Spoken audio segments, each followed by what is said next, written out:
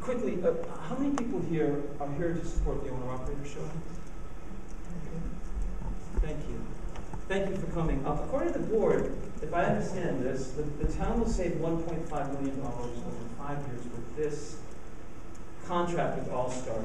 In a moment, we'll look at why that's not true to begin with, but let's use your own number, $1.5 million, to frame this issue. 1.5 million divided by 5 years is obviously $300,000 per year. According to our first selectman, Pat Lodra, there are 9,600 households in Newtown. 300,000 a year divided by 9,600 households is about $2.60 a month per household, about the price of a cup of coffee. So let's ask ourselves, what price do we put on our children's safety? But remember, it's not $2.60. It's actually less than that, because nowhere in their calculations does the board take into account, first of all, many things. Number one, the lost revenue from bus taxes.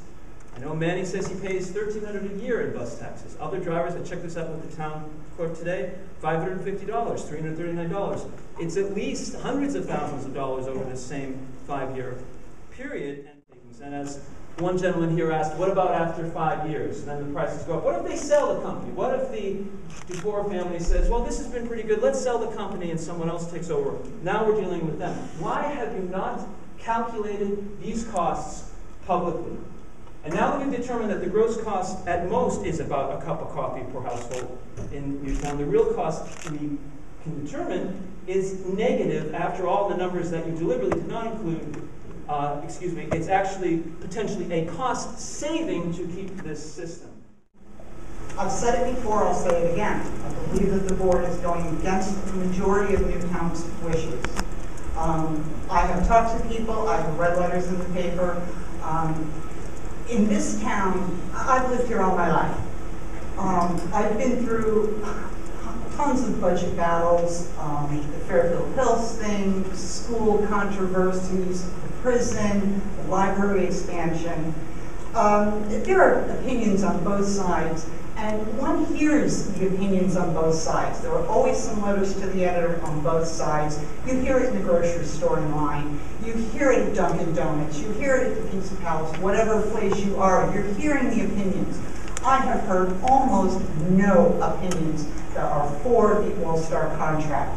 Most people want to keep our owner-operators. There are a few people that are simply very disillusioned with the bidding process. There are questions. All-Star's bid came in one way, and then overnight, it's $1.5 million less. And there's a lot of people, including myself, that are questioning that. We would like to see an audit of the entire process, an investigation of the entire process to make sure that it was done properly and with no favoritism towards All-Star or anyone else. The bid, as it stands, is so low, it's suspicious, when all the others are within a certain area. And I believe that we need to stop this now, and that's up to you guys. We keep telling you what we want. We as the taxpayers, we as the voters, this is our town. And we're getting ignored by almost all of you. And it's very, very frustrating.